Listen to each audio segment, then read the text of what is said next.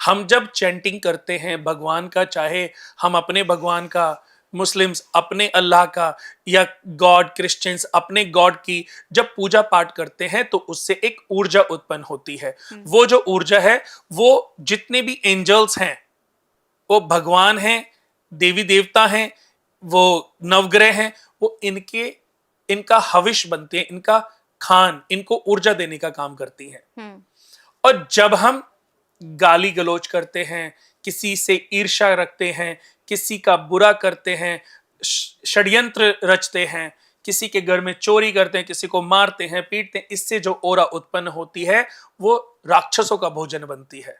इससे राक्षसों को ताकत मिलती है। अब आपको डिसाइड करना है कि एक दिन राक्षस इतने बली हो जाएंगे कि ये धरती पर पानी ही पानी होगा, प्रलय हो जाएगी। देवताओं को बल दोगे अच्छाइयां करके, तो अच्छी वनस्पति के रूप में, अच्छे संसाधन के रूप में, अच्छे वातावरण के रूप में आपको वो देवता देवी, वो भगवान, वो नवग्रह रिटर्न बैक आपको देंगे। आप करो ये साल का मौसम बहुत अच्छा रहा। अभी हम कह रहे हैं कि मंगल का साल है, चारों तरफ आग ही आग है। उस आग की वजह तो पैदा की हुई हमारे द्वारा है। बिल्कुल। एक कंट्री दूसरी कंट्री को सुखी देखना नहीं चाहती। एक कंट्री के लोग दूसरी कंट्री में जाकर के सिर्फ मारकाट करने का काम कर रहे हैं। ये कौन कर रहे हैं? अभी किसी ने मुझे एक वीडियो दिखाई कि बांग्लादेश से कुछ बांग्लादेशी आ रहे हैं और इंडिया में तूफान मचा रहे हैं। आपको पता है कि आज किसी मुस्लिम्स को शायद ये लगता है कि वो उनके धर्म के लोग हैं, उनके, मैं एक उदाहरण दे रहा हूं कि उनके भाई बंधु हैं, और जो बरसों से उनके साथ हिंदू रह रहे हैं वो काफिर हैं, वो उनके धर्म के नहीं है। लेकिन मैंने कई ऐसी जगह देखी है जहां पर मुस्लिम आपस में लड़ मरे हैं। सगा तो कोई किसी का नहीं है ना। बिल्कुल।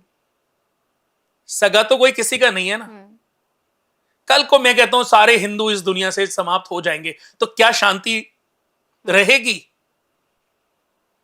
मैं कहता हूं इससे भी ज्यादा तूफान रहेगा, क्योंकि जो हिंदू नेचर है ना, हम खून खराबा नहीं देख सकते। जरा सा भी हमारे बच्चे का खून दिख जाए ना, तो हमारा बच्चा रो रो के बुरा हाल कर देता है, क्योंकि उसने खून देखा नहीं, वो खून को देखना भी नहीं चाहता, वो समझना भी नहीं चाहता।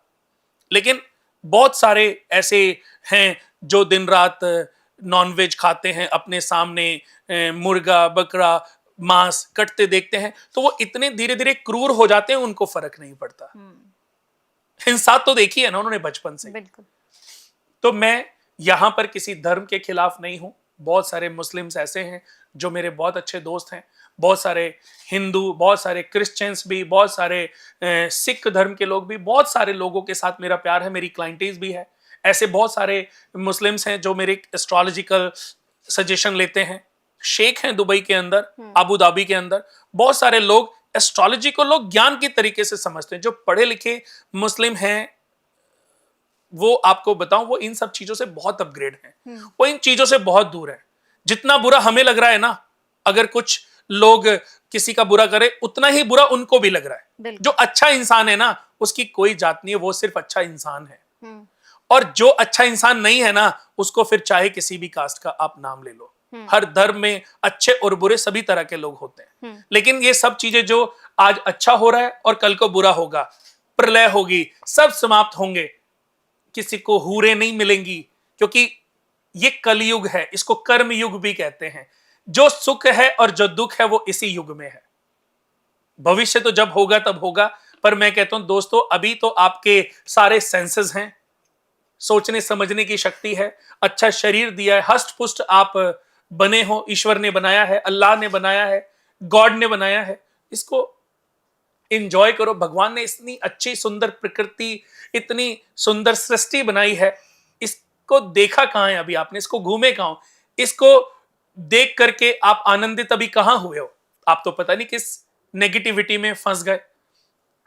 तो ये सब जो साल की हम बातें कर रहे हैं ना, ये साल में जो तूफान, जो प्रलय, चाहे वो अभी बैंकॉक की बात करें, अभी बैंकॉक में हो, ये सब ऐसे होते रहेंगे। बट उसकी वजह हमारे अंदर की वो नेगेटिव ओरा है। हमें उस नेगेटिव ओरा को, नेगेटिव थॉट्स को खत्म करना पड़ेगा।